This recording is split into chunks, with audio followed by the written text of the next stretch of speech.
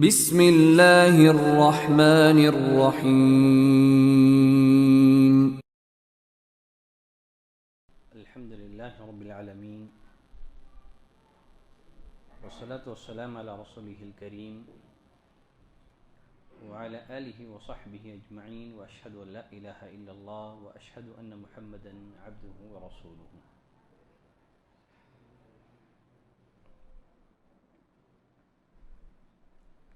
جنازے کی صلاۃ سے متعلق جو غلطیاں لوگوں سے سرزد ہوتی ہیں، ان غلطیوں سے متعلق ہماری گفتگو کا سلسلہ ہے. سابقہ درس میں کچھ غلطیوں کی نشاندہی کی گئی تھی جن کا تعلق جنازے کی صلاۃ سے تھا. ایک سوال یہ ہے، کیا نماز جنازہ کے لیے صفیں طاق ہونی ضروری ہے؟ جنازے کی صلاۃ کے لیے کیا صفوں کا طاق ہونا ضروری ہے؟ 3، 5، 7 صفوں میں اس عدد کی رعایت ضروری ہے؟ اس کا جواب یہ ہے، ایسی کوئی واضح دلیل ہمیں نہیں ملتی جس سے معلوم ہوتا ہو کہ صفوں میں طاق کی رعایت ضروری ہے. حسب ضرورت کم یا زیادہ صفیں بنائی جا سکتی ہیں. جابر بن عبداللہ رضی اللہ تعالیٰ عنہ فرماتے ہیں، جب حبشہ کے بادشاہ نجاشی کا انتقال ہوا تو نبی کریم صلی اللہ علیہ وسلم نے فرمایا کہ آج حبشہ کا ایک نیک آدمی فوت ہو گیا ہے، چلو ہم اس کی جنازے کی صلاۃ پڑھتے ہیں.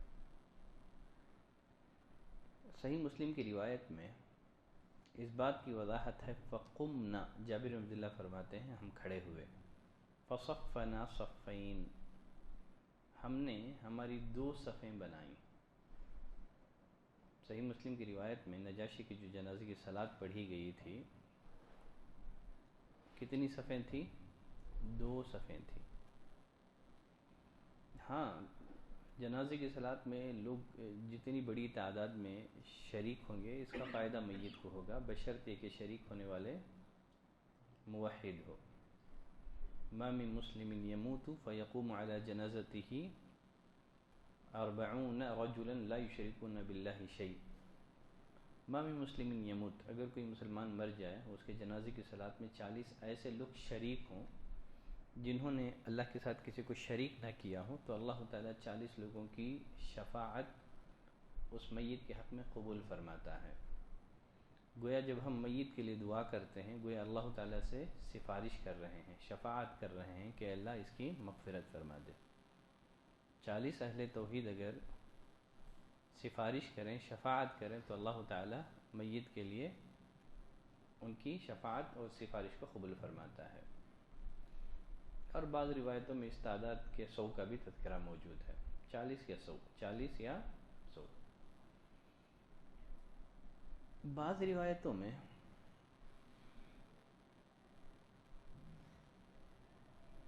اس بات کا تذکرہ ہے کہ صفیں طاق ہونا چاہیے. بعض روایتوں میں، اب جو لوگ کہتے ہیں کہ صفیں طاق ہونا ضروری ہے، انہوں نے کچھ روایتوں سے استدلال کیا ہے، وہ ساری روایتیں سنداً ضعیف ہیں. ایک مالک بن حبیرہ کی، ما من مسلم یموت فیصلی علیہ ثلاثۃ صفوف من المسلمین، اگر کوئی مسلمان مر جائے اس کی جنازے کی نماز میں 3 صفیں ہوں، 3 صف اس کی جنازے کی نماز ادا کریں، الا اوجبا، تو اس شخص نے جنت واجب کر لی، اس شخص نے جنت واجب کر لی. اور پھر اسی طرح ابو امامہ الباہلی رضی اللہ تعالیٰ عنہ کی ایک روایت بھی ہے، رسول اللہ صلی اللہ علیہ وسلم نے ایک جنازے کی نماز پڑھائی اور آپ کے ساتھ 7 آدمی تھے. آپ نے 3 آدمیوں کی ایک صف بنا دی، پھر 2 کی ایک صف اور 2 کی ایک صف. تو ان دونوں روایتوں سے استدلال کیا گیا ہے. یہ دونوں روایتیں سنداً ضعیف ہیں، لیکن شیخ البانی رحمۃ اللہ علیہ کا رجحان ہے کہ اگر دونوں ضعیف روایتوں کو ملا دیا جائے تو اس میں تھوڑی سی تقویت پیدا ہو جاتی ہے. چلیں اگر ہم مان لیں کہ ان دونوں روایتوں کو اگر جوڑ دیا جائے تو ان میں تقویت پیدا ہو جاتی ہے، اگر جنازے کی صلاۃ میں شریک ہونے والے 40 یا 40 کے اوپر ہیں تو پھر یہ صفوں کے طاق کی رعایت ضروری نہیں ہے۔ اگر تعداد بہت کم ہے، اگر تعداد بہت کم ہے تب اس صورت میں 3 تک طاق کی رعایت کی جا سکتی ہے، 3 کے بعد ضروری نہیں ہے۔ اگر ہم نے مان بھی لیا تو ان روایتوں سے پتہ چلتا ہے اگر کوئی مسلمان مر جائیں، اگر اس کی جنازے کی نماز میں 3 صفیں ہوں تو یہ جو رعایت ہے طاق کی صرف 3 تک ہی ہے، بعد میں 4 5 7 وہاں سب ضروری نہیں ہے۔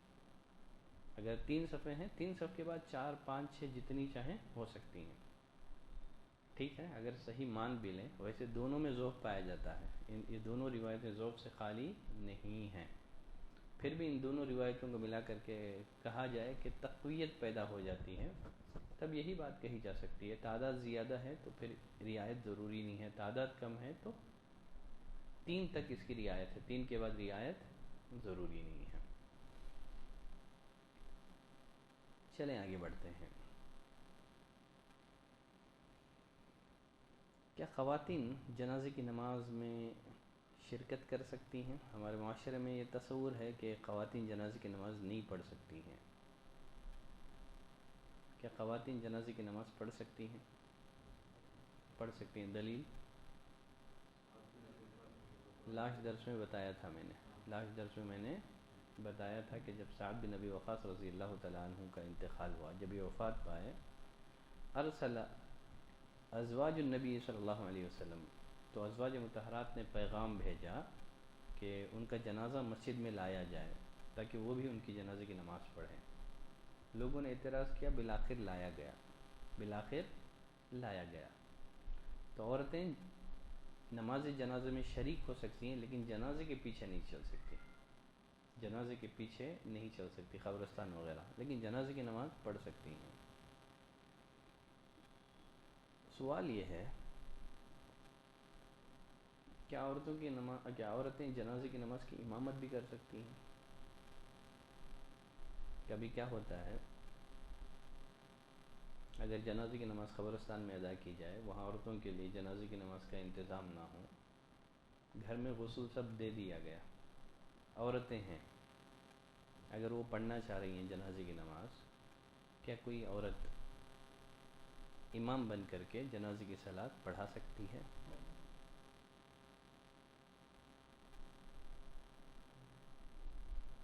اہل علم کی رائے یہ ہے جس طرح عورتوں کی امامت دوسرے نمازوں میں درست ہے، اسی طرح جنازے کی صلاۃ میں بھی عورت کی امامت درست ہے۔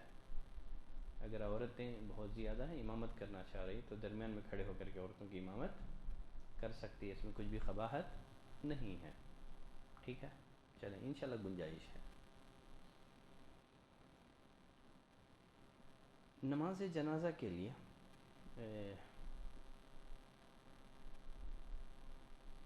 نماز جنازہ کی جماعت کے لیے کم از کم کتنے آدمی ہونے چاہیے؟ احادیث میں کم از کم 3 افراد کی جماعت کا ذکر ملتا ہے۔ کتنے؟ 3 آدمیوں کی۔ عبداللہ بن ابی طلحہ کی حدیث ہے، جب عمیر بن ابی طلحہ فوت ہوئے تو ابو طلحہ رضی اللہ تعالیٰ عنہ نے نبی کریم صلی اللہ علیہ وسلم کو گھر میں بلایا۔ آپ صلی اللہ علیہ وسلم نے گھر ہی میں عمیر بن ابی طلحہ کی جنازے کی نماز ادا کی، تو معلوم ہوا فوت ہونے والا بچہ ہے تو گھر میں بھی جنازے کی نماز پڑھی جا سکتی ہے۔ چھوٹے سے بچے تھے، عمیر بن ابی طلحہ فوت ہو گئے، گھر میں ہی بلا لیا، انہوں نے نبی کریم صلی اللہ علیہ وسلم کو آپ گھر میں آئے۔ کتنے لوگ تھے؟ ایک نبی کریم صلی اللہ علیہ وسلم تھے، آپ آگے تھے، پیچھے ابو طلحہ اکیلے، ابو طلحہ کے پیچھے اکیلے ام سلیم۔ تو جنازے کی نماز میں، عام نمازوں میں کیا ہوتا ہے، امام کے ساتھ اور ایک آدمی ہو تو امام کے دائیں جانب کھڑا ہو جاتا ہے، جنازے کی نماز میں ایسے نہیں ہے، اگر امام کے ساتھ ایک ہی آدمی ہو تو وہ بھی امام کے دائیں جانب کھڑا نہیں ہوگا بلکہ پیچھے ہی کھڑا ہوگا، اور ام سلیم ابو طلحہ کے پیچھے، 3 ہی لوگ تھے۔ خیر چلیں آگے بڑھتے ہیں۔ مسئلہ یہ ہے جنازے کی نماز میں تکبیرات کی تعداد کتنی ہے؟ کتنے تکبیرات سے جنازے کی صلاۃ پڑھی جاتی ہے؟ 4 اور 5 بھی ثابت ہے نبی کریم صلی اللہ علیہ وسلم سے، 4 اور 5۔ بعض صحابہ اکرام سے 9 تک اس کا عدد ملتا ہے۔ کتنے؟ 9 تکبیرات تک۔ شیخ البانی رحمۃ اللہ علیہ نے ان آثار کو کہا کہ یہ حکماً مرفوع ہے، ان پر بھی کبھی کبھار عمل کیا جا سکتا ہے، لیکن مسلمانوں میں زیادہ عمل 4 ہی کا ہے۔ جب نجاشی کا انتقال ہوا تو آپ صلی اللہ علیہ وسلم نے اس کی جو جنازے کی نماز پڑھائی اس میں 4 تکبیرات آپ نے کہی تھی۔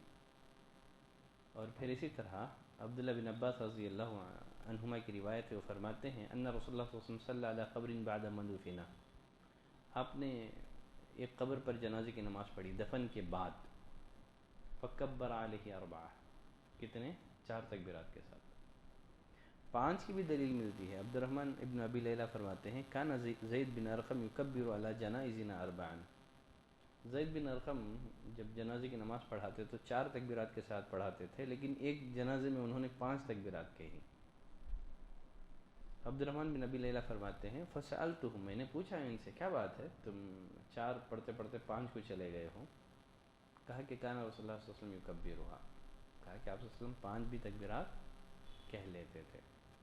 تو کوئی مرنے والا معزز ہے تو 5 تکبیرات کے ساتھ بھی اس کی جنازے کی نماز پڑھی جاتی ہے۔ کچھ لوگوں نے کہا کہ منسوخ ہے یہ 5 کا، آپ کا آخری عمل 4 ہی تھا، لیکن نسخ کی کوئی دلیل موجود نہیں ہے۔ کبھی کبھار ان روایتوں پہ بھی عمل درست ہے، جائز ہے۔ تو 4 تکبیرات کے ساتھ جنازے کی صلاۃ پڑھی جاتی ہے۔ سوال یہ ہے اب یہ جو جنازے کی تکبیرات ہیں کیا سنت ہیں، واجب ہیں، رکن ہیں، کیا ہیں ان کی حیثیت تکبیرات کی؟ یہ جو تکبیرات ہیں کیا یہ سنت ہیں، یہ واجب ہیں، یا نماز کا رکن ہے؟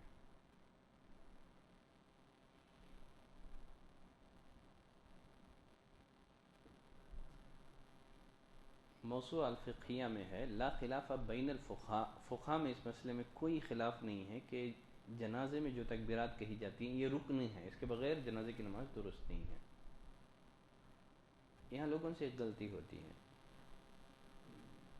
خاص کر بسا اوقات کچھ لوگ جنازے کی نماز میں شامل ہوتے ہیں، ایک تکبیرات ہو کے رہتی ہے، دوسری تکبیر میں وہ شامل ہوتے ہیں، تو ان کو چاہیے کہ امام کے سلام پھیرنے کے بعد، کیونکہ ہر جو تکبیر ہے نا ہر رکعت کے برابر ہے، ایک تکبیر کیا ہے؟ گویا ایک رکعت ہے وہ، اسی بنا پر کہا جاتا ہے لِأَنَّ كُلَّ تَكْبِيرَةٍ بِمَنزِلَةِ الرَّكْعَةِ، ہر تکبیر گویا ایک رکعت ہے، ہر تکبیر گویا ایک رکعت ہے۔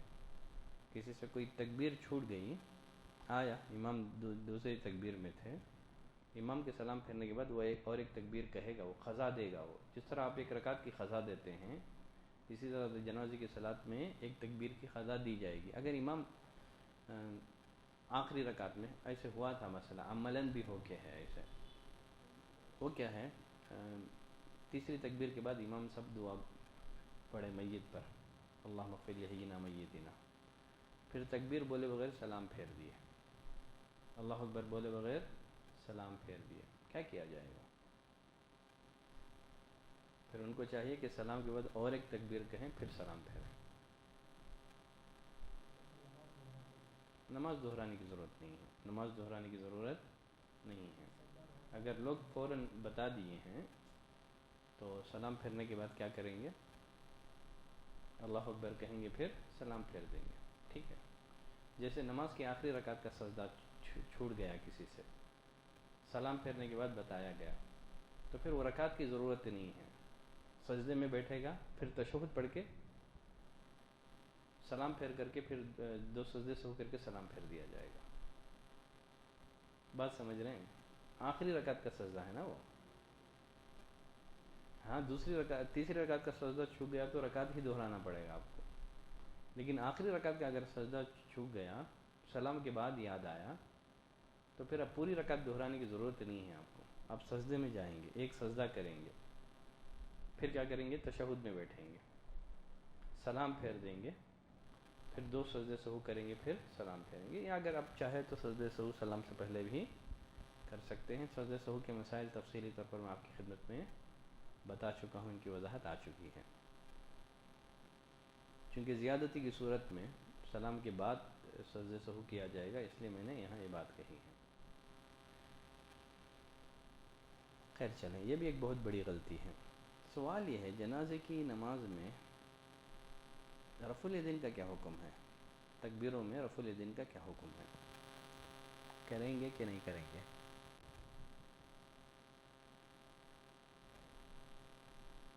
رفع الیدین کریں گے یا نہیں کریں گے؟ ذرا جانے کرو بولتے ہیں، ذرا جانے نہیں کرتے۔ کیا کریں گے؟ کیا کشادگی ہے، توسع ہے اس مسئلے میں؟ توسع ہے اس مسئلے میں۔ جہاں تک نبی کریم صلی اللہ علیہ وسلم کا معاملہ ہے، آپ صلی اللہ علیہ وسلم سے جنازے کی صلاۃ میں صرف تکبیر تحریمہ میں رفع الیدین ثابت ہے، ٹھیک ہے، بقیہ میں نہیں ہے۔ بعض صحابہ سے عبداللہ بن عمر وغیرہ سے ثابت ہے کہ وہ رفع الیدین کیا کرتے تھے۔ اولا یہ ہے کہ نہ کریں، اولا یہ ہے کہ نہ کریں۔ ابو ہریرہ رضی اللہ تعالیٰ عنہ فرماتے ہیں ان رسول اللہ صلی اللہ علیہ وسلم کبر علی جنازۃ، آپ صلی اللہ علیہ وسلم نے جنازے کی نماز پر تکبیر کہی، فرفع یدیہ فی اول تکبیرۃ، آپ نے پہلی تکبیر میں ہاتھوں کو اٹھایا۔ تو اس میں ابو ہریرہ فرماتے ہیں فرفع یدیہ فی اول تکبیرۃ، آپ پہلی تکبیر میں اللہ اکبر کہتے ہوئے ہاتھ اٹھایا، پھر آپ نے اپنا دایاں ہاتھ بائیں ہاتھ پہ رکھ لیا۔ تو اس حدیث سے تو یہی بات واضح ہے کہ آپ صلی اللہ علیہ وسلم نے صرف پہلی تکبیر میں ہی ہاتھ اٹھایا، یہ روایت صحیح ہے، یہ روایت صحیح ہے۔ تو یہ روایت اس بات پر دلالت کرتی ہے کہ اولا یہ ہے کہ جنازے کی نماز میں ہاتھ نہ اٹھایا جائے۔ اگر کوئی صحابی کے کسی عمل کو بنیاد بنا کر کے اٹھا لیتا ہے تو گنجائش ہے، لیکن اولا بیٹر یہ ہے کہ جنازے کی صلاۃ میں صرف تکبیر اولا میں آپ رفع الیدین کریں، بعد میں رفع الیدین نہ کریں۔ واضح ہے مسئلہ؟ ٹھیک ہے۔ جنازے میں ایک ہونے والی غلطیوں میں سے ایک غلطی ہے دعائے استفتاح پڑھنا۔ اس مسئلے میں بھی اختلاف ہے، بعض علماء اس کے قائل ہیں، لیکن اولا بیٹر یہ ہے کہ جنازے کی صلاۃ میں دعائے استفتاح نہ پڑھی جائے۔ دیکھیے، ہر وہ نماز جس میں رکوع اور سجدہ ہے، جیسے فرض، نفل، عیدین، کسوف وغیرہ کی نماز، ہر وہ نماز جس میں رکوع اور سجدہ ہے وہاں دعائے استفتاح کیا جائے گا۔ رہا معاملہ جس میں رکوع نہیں ہے، سجدہ نہیں ہے، جیسے جنازے کی صلاۃ، اس مسئلے میں اختلاف ہے، لیکن راجح یہی ہے کہ جنازے کی صلاۃ میں دعائے استفتاح نہیں پڑھی جائے گی۔ اس کی دلیل یہ ہے کہ انہ لم یرد عن النبی صلی اللہ علیہ وسلم انہ استفتح فی صلاۃ الجنازہ، اس لیے کہ نبی کریم صلی اللہ علیہ وسلم سے اس بات کا کوئی ثبوت نہیں ملتا کہ آپ نے جنازے کی نماز میں دعائے استفتاح پڑھی ہو۔ اور پھر اہل علم نے کہا کہ ان صلاۃ الجنازۃ شرع فیہا التخفیف، جنازے کی نماز میں تخفیف مشروع ہے، ہلکی کرنا یہ مشروع ہے، تو دعائے استفتاح کو ترک کر دینا ہی وہ تخفیف کے مناسب ہے۔ ٹھیک ہے، واضح ہے۔ تو چونکہ رسول اللہ صلی اللہ علیہ وسلم سے جنازے کی صلاۃ میں دعائے استفتاح کا ثبوت نہیں ملتا ہے، تو اس لیے دعائے استفتاح جنازے کی نماز میں نہیں پڑھی جائے گی، اللہ اکبر کہہ کے ڈائریکٹ سورہ فاتحہ۔ سوال یہ ہے، ایک بہت بڑی غلطی جو ہمارے معاشرے میں سرزد ہوتی ہے وہ ہے جنازے کی صلاۃ میں سورہ فاتحہ کو ترک کر دینا، جنازے کی صلاۃ میں سورہ فاتحہ کو ترک کر دینا۔ لیکن بڑے زوروں سے نعرہ لگایا جاتا ہے سلفیوں کے بارے میں کہ مر گیا مردود، نہ فاتحہ نہ درود۔ اگر دیکھا جائے تو ان کے پاس فاتحہ نہیں ہے، ہمارے پاس تو فاتحہ ہے، نہ فاتحہ نہ درود۔ ہم بھی فاتحہ بھی پڑھتے ہیں، جنازے کی صلاۃ میں ہم لوگ درود بھی پڑھتے ہیں، حالانکہ ان کے پاس فاتحہ نہیں ہے۔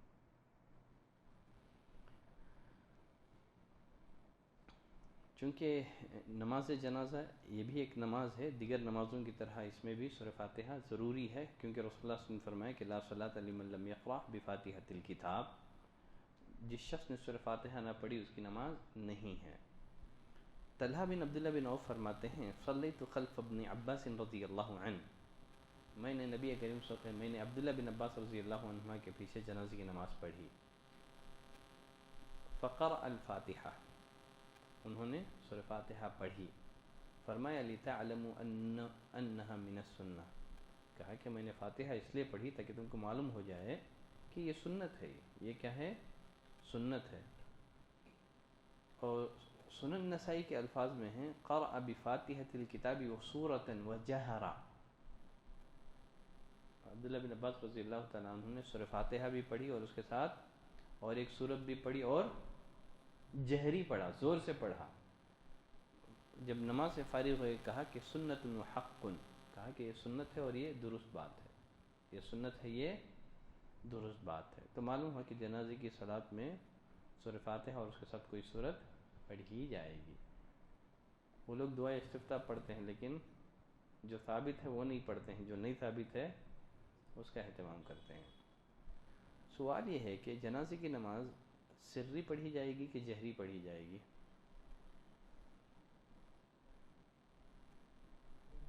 دو بھی چلے گا، ٹھیک ہے. دونوں گنجائش ہیں، جہری اور سری دونوں گنجائش ہیں. تو دونوں کا بھی اہتمام ہونا چاہیے، کبھی یہ کبھی وہ. صرف ایک پر مواظبت صحیح نہیں ہے. جہری کی دلیل، جہری کی دلیل کے زور سے پڑھنا چاہیے. ابھی ہو گیا نا. کون سا؟ عبداللہ بن عباس پڑھائے تھے نا زور سے. کہا کہ معلوم ہو جائے یہ بھی سنت ہے، یہ سنت ہے، حق ہے. تو انہوں نے جہری نماز پڑھائی تھی. چلیں ایک صحیح مسلم کی روایت ہے. عوف بن مالک رضی اللہ تعالیٰ عنہ راوی ہیں. وہ فرماتے ہیں صلی رسول اللہ صلی اللہ علیہ وسلم علی جنازتین، آپ نے ایک جنازے پر نماز پڑھی. فحفظت من دعائہ، میں نے آپ کی وہ دعا یاد کر لی. دعا کب یاد کرنا ممکن ہے؟ جب زور سے پڑھیں گے. تو صحیح مسلم کی روایت ہے. عوف بن مالک فرماتے ہیں آپ صلی اللہ علیہ وسلم نے ایک جنازے پر نماز پڑھی.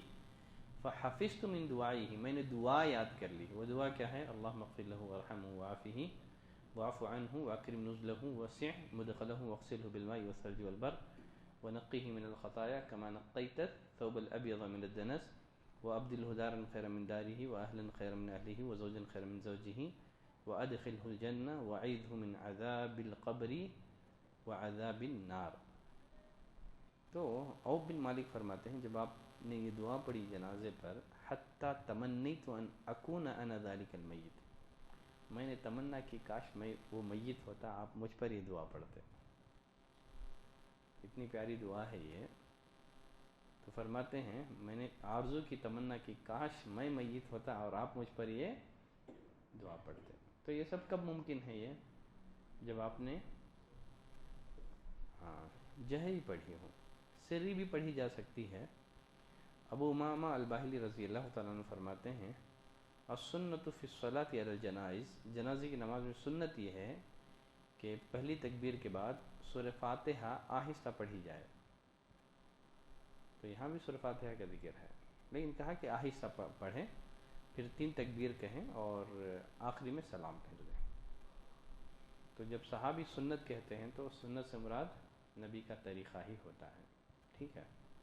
تو اس میں گنجائش ہے. علامہ ابن حجر اسقلانی رحمۃ اللہ علیہ فرماتے ہیں جنازے کی دعا جہری اور سری دونوں طرح درست ہیں.